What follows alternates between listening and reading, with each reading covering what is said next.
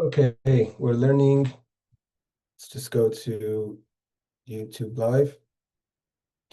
We're learning the Maamar that's we learned this morning the Maamar of the Alter Rebbe on Mayim Rabim, and this is a Maamar from the Rebbe said in 1977, Tavshin Lamed Ches, after the heart attack, on the same ideas. So the Rebbe says like this. Mayim Rabim lo yicholu l'chabes es ha'ava. The raging waters cannot extinguish the love. This is a pasuk of Shiur from Song of Songs, chapter 8. Uvenaharis lo yishtayfuha, and the rivers can't drown it. So the power of the water, the overwhelming waters, the multiple waters, and the moving waters. The Naharis is the Mayim Rabim is a lot of water. The Naharis is powerful waters, like a moving river. Can't put out the love or drown out the nefesh alikis, the godly soul. So the Rebbe says, "V'isa," and it's brought down in the Tishrai Rebbe Seinu Nisiyenu, meaning the Maamarim of the Rebbe, starting from the Alter Rebbe in Torah, or like the Rebbe quotes in footnote number 2, that Shemayim Rabim, what are these great waters? What does it represent in a person's life currently as an individual? It's all the tirdos. Tirdos is the anxieties and stress of earning a living, and thoughts about stress and anxieties of things that happen around you in this world that are seemingly out of control or overwhelming. Nevertheless, although you have them, you're suffering from them. It's like it's these raging waters that you feel like you're almost drowning in. Nevertheless, as great as those waters are, they can't extinguish the love that is hidden that every godly soul has. And what is the addition besides the Mayim Rabim? What does the Shlomo Melech have to add? The raging rivers. It's not just that there's a multiple of waters, but they're very. It's like a raging river that is very powerful and very worrisome, matrid, and weighs on the person. Till the thoughts of the person are running. It to me this in such a way, believe you can't stop thinking about it. It's overwhelming you in your thought process. You can't get it out of your mind. The difficulties that you may be suffering or dealing with. It's just like a river, that's running constantly. Without any stop. Godlan is moving not calmly, but in a great, powerful rush. Can't drown out or extinguish the love that neshama has. It means notwithstanding with all the stress and all the pressures that we have, the nefesh alikis, it doesn't get affected by that into the way it means it gets overwhelmed, but it doesn't overwhelm to the extent that it does. That it's not possible for you to sort of say to breathe. So he says, what does the word mean? Tirdas HaParnassah. What does it mean? The overwhelming stresses of earning a living. It says, Yigia kapecha, with the efforts of your palm, meaning of your hands, a person should eat, meaning to say that a person's, hold on a second, I just need to send something out. 1 second. 1 second, sorry about this.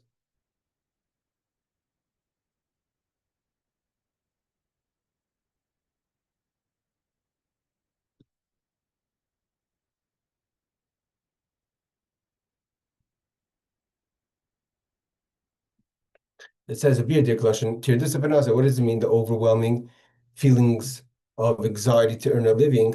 It says with the efforts of your hand, you eat. You do it. We know that the verse says your hands. That's specifically your hands. We're not talking about the stress of your mind. In your heart. It means you should put your hands, invest your hands fully. And in your hands, it also means, of course, the level of your mind that you need to operate. Obviously, if you're not just a laborer, but if you're a person who uses your mind for your job, that's also okay. But we're talking about not to exhaust your mind over what's required in order to get the job done. Means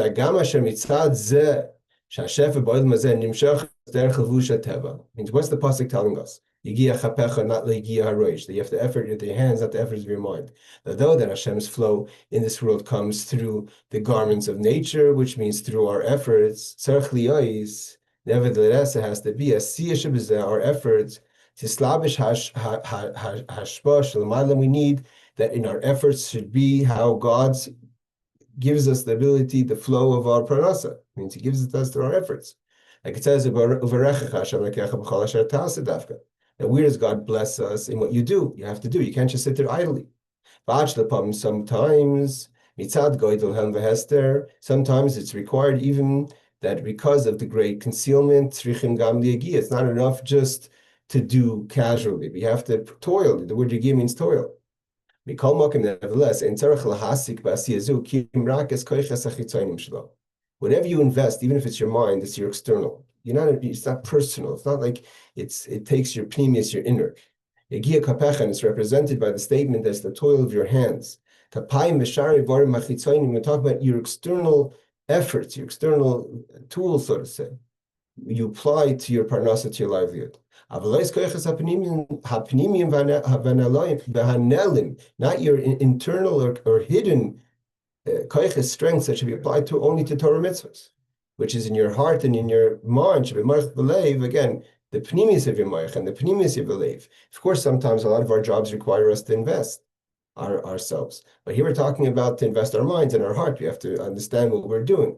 But it's not the pneumius. It's just as much as required to get the job done. Because your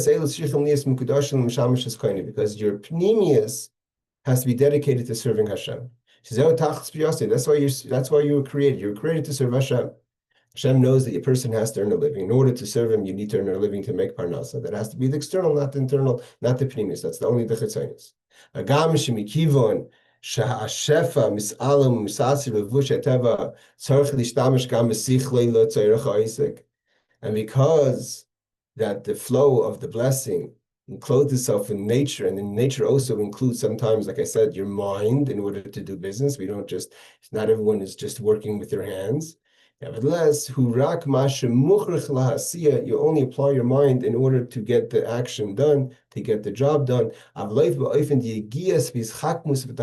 not scheming and trying to figure out and oversmart the system, investing all your brain power into trying to figure out how much you could apply your brains. You just put in the amount that's required to create a vessel, a kli. You have to remember, it's not the parnassah that earns money. It's the blessing of God that makes a person wealthy, or it makes a person successful. And we must always remember that the business is only a garment, to the blessing of God. We never believe that the work itself is the source of our parnassah, God forbid. Now, how removing is understood. Should be dugmas halavushim. So, just like if we're referring to that the clean the vessels in order to get the God's blessing is like a levush. So just like when a person were to buy clothing, if you overdress yourself, it's not good. On the contrary, if you buy too long pants, you're going to trip. That's the idea of investing yourself. You're getting exhausted in the parnassah more than you should be. You should be doing what you have to do and wait for Hashem's bracha to come through without getting full of anxiety and stress. So here the pasuk says. So here we're talking about a person that does have stress. He or she is not living the way they should be, which is only yigias kapecha. You're only applying your external media kalim.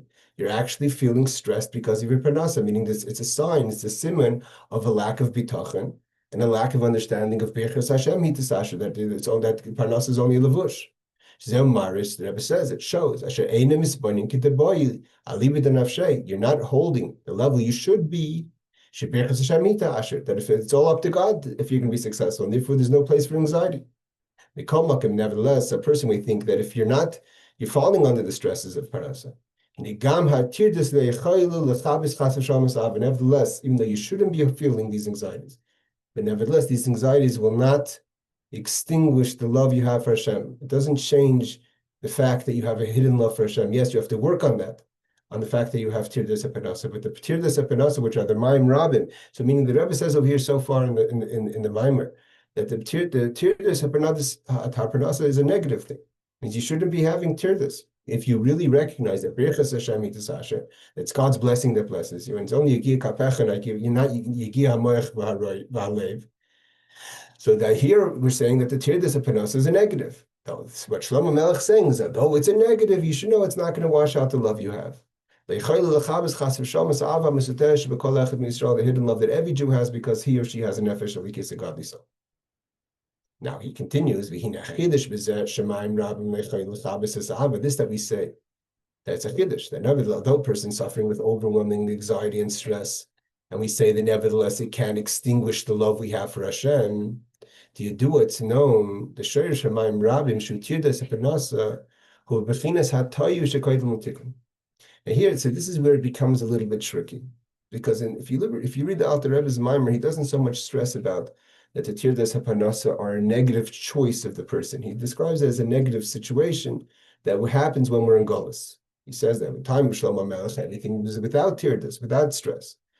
But because we're in Golus, so we don't have where everything goes through the Ayin Sarim, goes through the angels throw, goes through the Sheder Shtalshalis in a way of Golus, and therefore Golus Shechina B'Galus, etc. So the Tirdas HaParnassah, he doesn't emphasize so much as it's a bad choice of the person for allowing him or herself to be overwhelmed by the negativity of the stress of finding a living, or other things of health issues, other issues of Gashmias. But over here, the Rebbe says clearly that it's a choice, it's a mistake. Like he says in the parentheses, it's showing you're not realizing things properly. Had you done his bindiness properly, you wouldn't be having Tirdas HaParnassah. So here the Rebbe adds to that there's actually a plus side to the Tirdas HaParnassah, although it's coming from a bad place, because you should never allow yourself to fall into this anxiety. But here he says that it's known, the Shiur Maamar Mayim Rabim, where does it come from? That a person is allowed, where's the source within the person? That there's a place to have this anxiety, these Mayim Rabim, these overwhelming waters. It has a source within the person. It comes from the chaos, which eventually the Rebbe is going to explain is the Nefesh Bahamas of the person. The Nefesh Bahamas comes from the place of Tohu. And in that place of Tohu, so that's where the source of the Mayim Rabim is, because the nefesh, like we said this morning, the nefesh likis is like whatever. So I have to do is much more passive in this world. The nefesh Bahamas has a much more, is in tune with a certain reality of, or the perceived reality of what he or she feels is stressful. So therefore, but he says you should know that source comes from the world of chaos, which is before tikkun. The zeshen nikroi Mayim Rabim, the Yosei Rabim. What's the idea of multiple?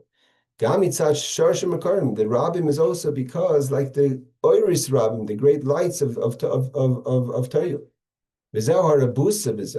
And this is the Chiddush over here. That although it's Mayim Rabim, and although it comes as a source from the world of Toyu, and Toyu comes before Tikkun, and the Nefesh Alikis comes from the word of the fixing of Tikkun. The Gam Sheshor Shemayim Rabim v'Naharis Hu B'Chinas Toyu Shkoydel L'Tikkun. Shorish Nefesh Alikis, that although the root of where a person's feeling the anxiety from is a higher root than the place where the person's godly soul comes from, because Toyu is before Tikkun, like it says, the Fnei Melech, that the kings of Esav were kings before the kings of Yisrael, not just kings that they were kings before in time, but from a higher place, at its root. It's still not strong enough, and as it manifests in this world, to extinguish the light. The essential connection the godly soul has withstands, notwithstanding the pressures of the anxiety and its source, that it comes from a high place. What's the reason that it could withstand if it comes from such a great place, the raging waters? As the verse says before that what is the verse in Shiurim that means? That Rishafeha Rishrei Eish Shalheves Yudke, that the passion, the fire of the godly soul is a fire of godliness. Shesharish haneshama va'ava musateres sheba hu ba'atzmis ariseif shalom ma'legam b'chinas tayu. Because the root of the godly soul is a fire that comes from the essence of God. And at the essence of God, the atzmus, before manifestation, gilui, revelation, at that point the neshama is even higher than the world of tayu, of chaos of Esav, the source of the Mayim Rabim. So though as the neshama manifests into a soul, it's lower than the nefesh of Bahamas. It's lower than the world of Teo, of chaos. But its essential root comes from the Atzmus essence of God, and therefore there's nothing that could override that connection, the love that the godly soul has for Hashem. Because the root of the love that the godly soul has is because it's a flame of godliness. It's just like a flame is hidden in a coal. It's a flame of fire. And even more, it's not more than even a coal, he says. It's the way in a flintstone. The difference in a flintstone and a coal is a coal has the fire revealed. It's just revealed within the coal. A flintstone, seemingly there's no fire at all. Even if you could pull a flintstone out of the ocean, you could turn it, you could get fire out of it. That means that what's the level of tzur than shalheves? The shalheves is the flame from the name of Havai, Yudke, even though it's the first two letters of Hashem's name. But the tzur, the flintstone, is even higher than the manifestation of the name. That's why it's the atzmus, the essence. Sheshamhu shoirish haneshama k'mavur b'lkutei Torah pirish hakasev aruch tashev elakim asher nesana. When the Kutei Torah explains what does it mean teshuva, to return to its place, the soul returns to its place where it was given from. Shebechinas halikim asher nesana bechinas hatzur. The likim that's referring to in the case of tshuva is the level of the fire that's in the flintstone. That's so you can't even see it. It can't be put out. You could leave it in the ocean forever. It's not going to be affected when you need to use it to bring it out. So he says like this: not only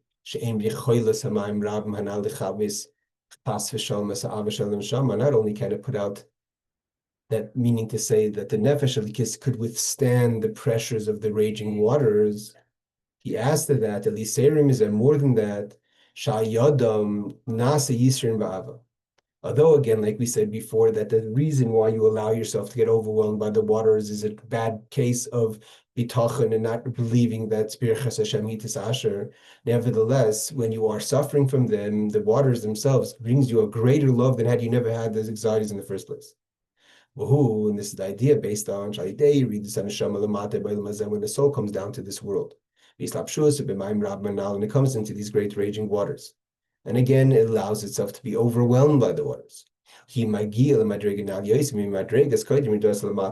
This is the idea of the neshama that has the yerida tzarech. The yerida is not just the yerida into this world, but it's the yerida into the mindset of the world, and to get overwhelmed by the world.